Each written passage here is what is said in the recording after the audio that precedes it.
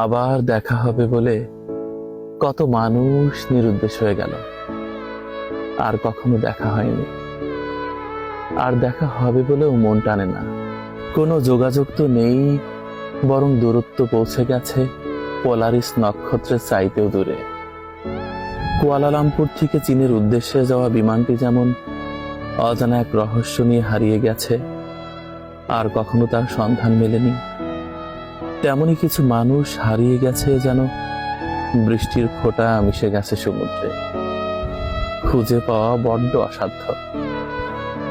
অনেকের সঙ্গে আর কখনো দেখা হবে না, যদি হয়ও তবে মুখোমুখি হলে চিনবে কিনা এই সংকোচে একে অন্যকে অতিক্রম করে চলে যাব চোখ থেকে চোখ সরিয়ে। আবারও অদেখা মুহূর্তের মতো কেটে যাবে আমাদের পুরো জীবন।